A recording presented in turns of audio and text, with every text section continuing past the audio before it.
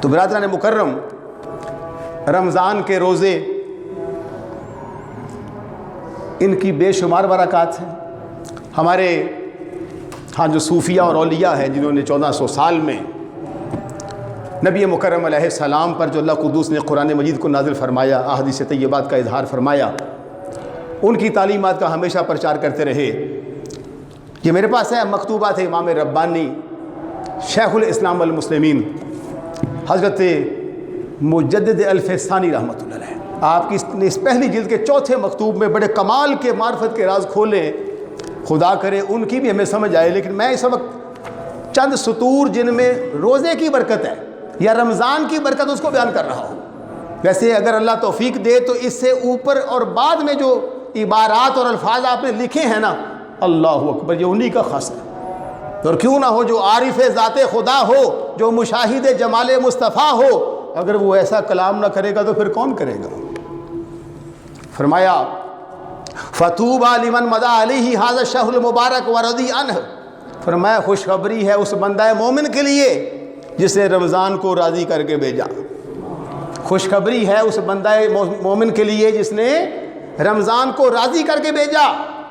وَوَيْلٌ لِمَنْ سَخِطَ عَلَيْهِ، اور بربادی ہے، ہلاکت ہے اس بندے کے لیے جس نے اس کو ناراض کر کے بھیجا۔ یہ جہلمی جیسے جو شیطان کے چیلے ہیں ان کو پتہ ہی نہیں ہمارے بابے کرتے کیا ہے۔ یہ دیکھو کتنی مضبوط عبارت ہے، اور یہ عربی نہیں، عجمی درویش ہے، عجمی مجدد ہے، اور جب لکھتا ہے تو عربی لکھتا ہے۔ یہ میرے نبی علیہ السلام کے غلاموں کی شان ہے جو 1000 سال کے بعد پیدا ہوئے، اور آپ کا نسب فاروق اعظم سے ملتا ہے رضی اللہ عنہ جا کر۔ تو 1000 سال کے بعد اگر فاروق اعظم کے نور نظر لخت جگر کی عظمت کا عالم یہ ہے تو پھر آل رسول کا عالم کیا ہوگا؟ اولاد علی کی شانیں کیا ہوگی؟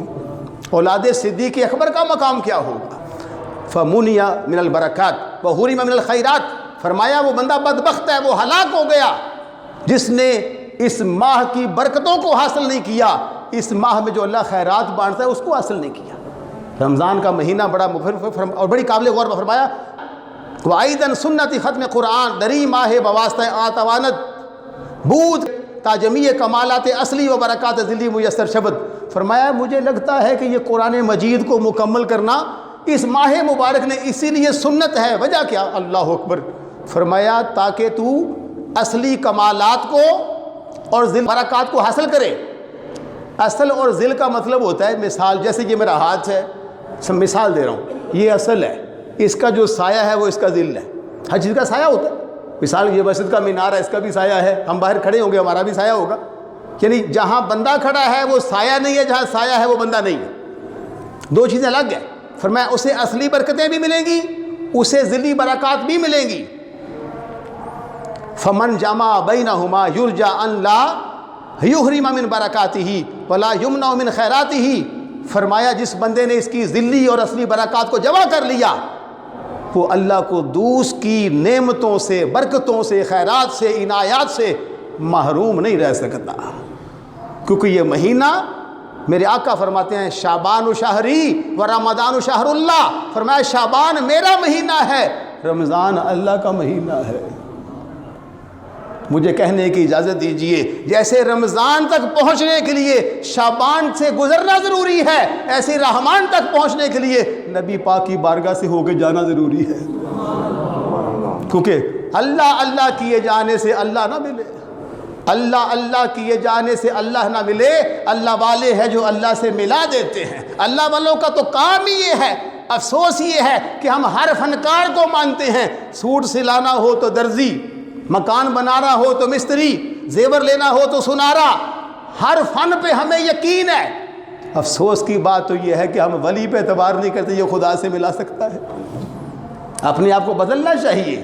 ہر بندہ جو دکان کھول کے بیٹھا ہوا ہے وہ سودا دے رہا ہے، وہ سامان دے رہا ہے، پرچون والا پرچون کا سامان دیتا ہے، سٹور والا سٹور کا سامان دیتا ہے، جوتا والا جوتا دے دیتا ہے، کپڑے والا کپڑا دیتا ہے، کھانے والا کھانا دیتا ہے۔ الغرض جو بھی آپ کی سمجھ میں بات آئے، ہر دکان میں جو مال موجود ہو وہ دکاندار مال بیچ رہا ہے۔ تو جس کی دکان میں عشق رسول کا سامان ہے، جس کی دکان میں معرفت خدا بندی کا سامان ہے، ادھر ہمیں یقین کیوں نہیں؟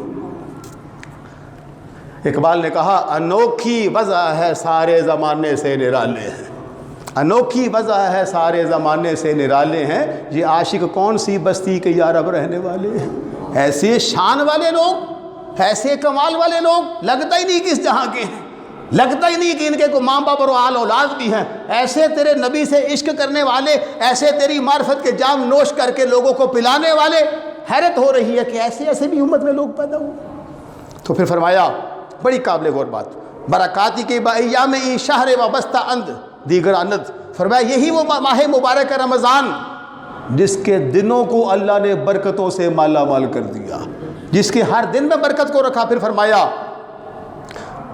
ہوا خیرات کے بلیالی عام متعلقند، اور یہی وہ ماہ مبارک ہے جس کی راتوں کو اللہ کریم نے برکتوں سے مالا مال فرمایا۔ اب اندازہ لگائیے کہ ایسا ماہ مبارک آ رہا ہے جس میں دن جو ہوگا وہ برکتوں سے مالا مال ہوگا، رات جو ہوگی وہ بھی برکتوں سے مالا مال ہوگی۔